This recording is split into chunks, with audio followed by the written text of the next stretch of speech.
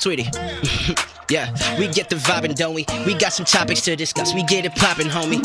Just elected like the new mayor.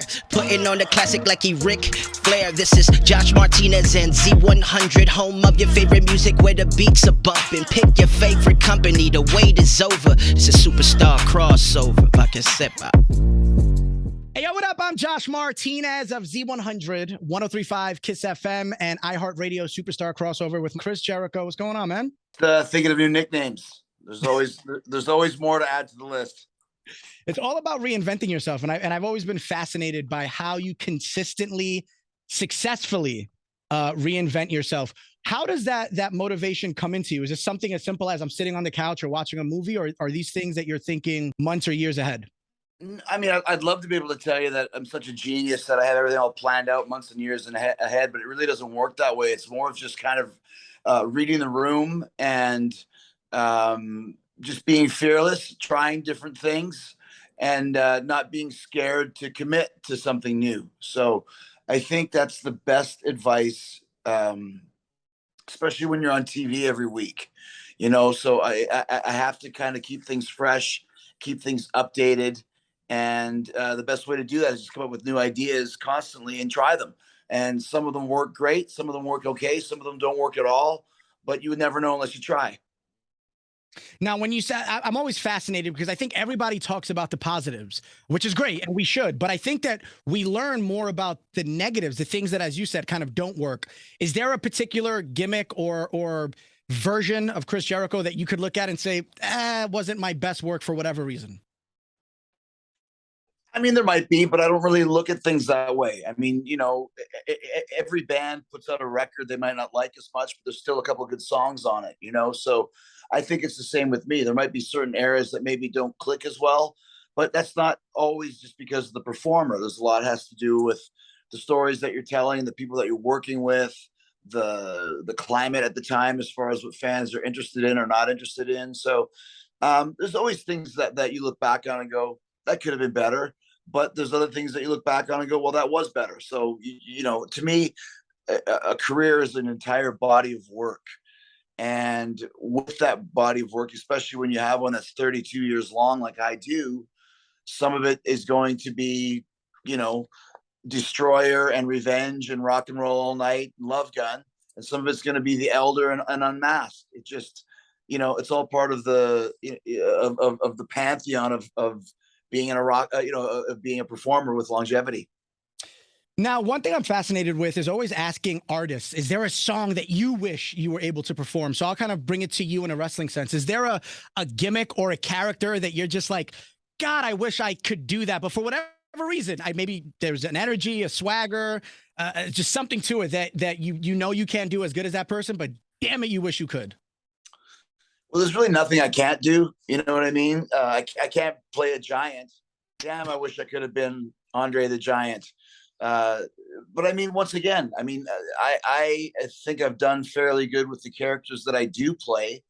So you got to leave some of them open for the other guys, or else, I'd be a schizo with 100 characters, and all of them would be great. So, another thing too is just like, people that want to have, let's say, Slash's guitar tone. Well, I got the same guitar, I got the same amp, I've got the same pedals.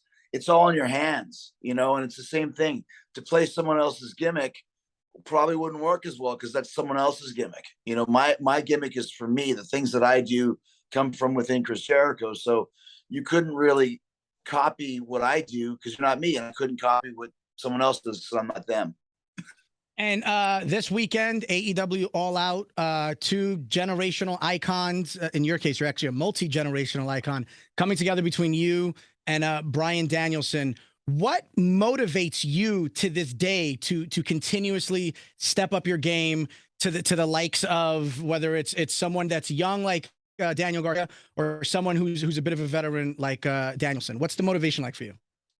I think just because I really enjoy what I do. I think working for AEW the last 3 years has kind of reignited my passion for wrestling, my love of wrestling. I had a health scare back in December, so one of the things I did was lose a bunch of weight and take the scare very seriously. And all of those things combined just make you realize how lucky it is that we do this and how important it is to me. So whether I've been doing it for 32 years or 32 days, I love it. And I want to continue to do it at the highest of levels. So working with someone like Bryan Danielson, it's a no-brainer because we've never really had a match before. We've had a couple very short matches, I think over 10 years ago. But other than that, we've never really touched each other in the ring. So it really is, to me, I feel, a dream match of sorts, and one that was just prime, ripe for the taking, and perfect timing for it with the stories you've been telling over the last 6 months or so. So I'm really looking forward to it. I think it's going to be another great match in a list of great matches that I've had so far this year, which is going to on to be one of my best career years, 2022. So I don't think anybody would have expected that when the year started, but when the year ended, I think that's what it's going to end up being. So working with Danielson is just another example of that. I think your current run in AEW and previously in New Japan kind of solidified you as a Mount Rushmore performer, to be quite honest. Who's on your Mount Rushmore when it comes to pro wrestling?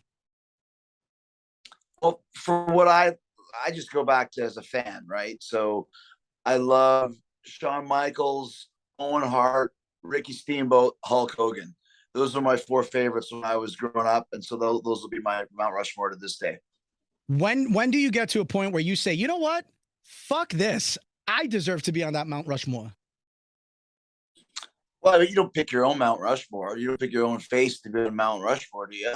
If that was the case, then all of us would just have four of us, four Chris's, four Jerichos on it, right? I would say it would be the Lionheart, it would be the Quiet Talker, it would be the AEW, and it would be the Haymaker. Yeah, see, there you go. And that's once again, the Mount Rushmores and the goats and all those sort of things are such interesting topics of conversation. But if you are, a goat, or if you are worthy of being on someone's Mount Rushmore, you probably don't ever really say it. You just are it.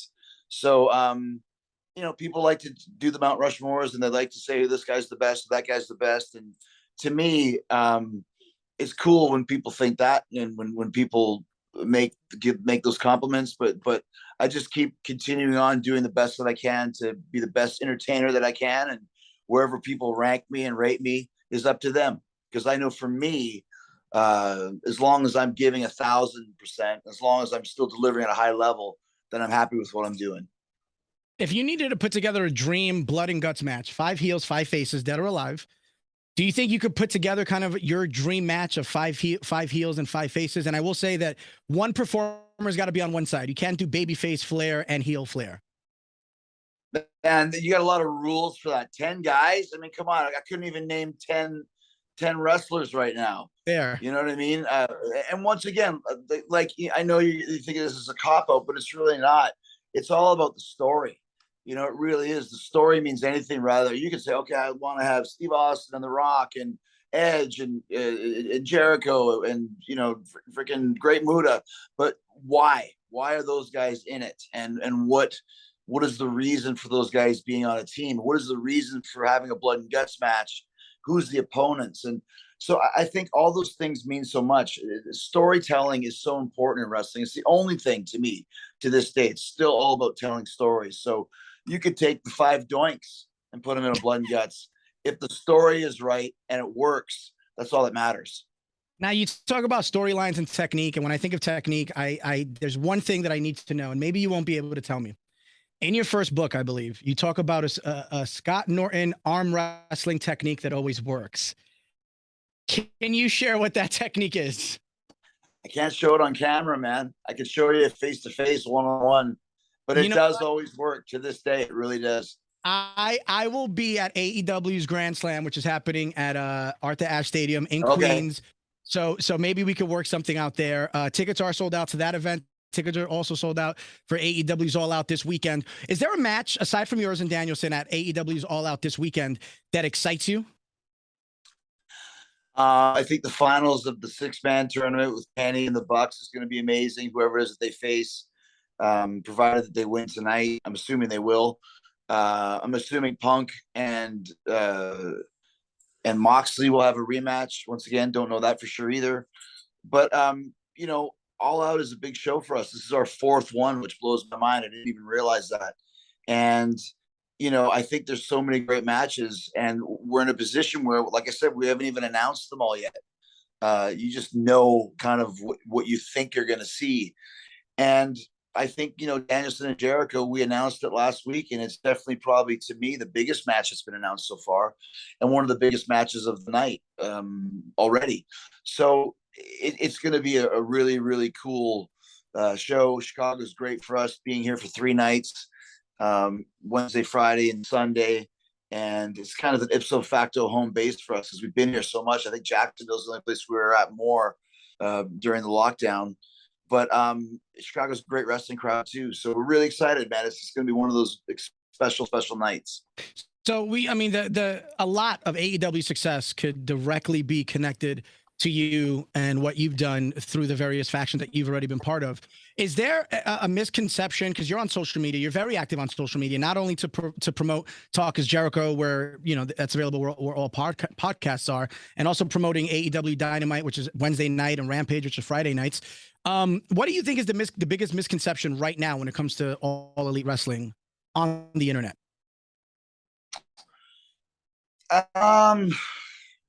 I don't really know what a misconception would be.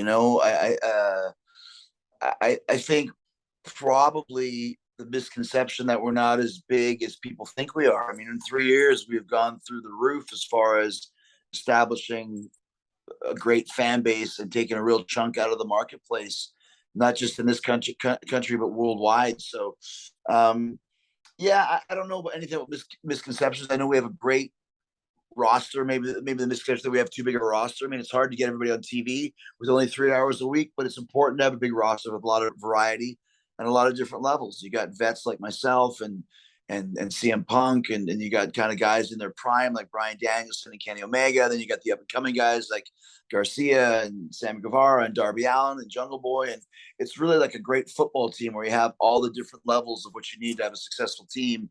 And that's why our team has been so successful. So I know we only have about 2 more minutes left, but I want to run down fan questions. I got a couple questions from fans, so we'll just run down this real quick. Cody in Dayton wants to know, aside from your dad, who was your favorite hockey player growing up? Gretzky.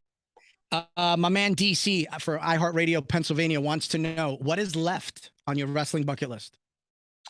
Really don't have a bucket list, just to continue to tell great stories and have great matches. And so if that's a bucket list, that's what's on it.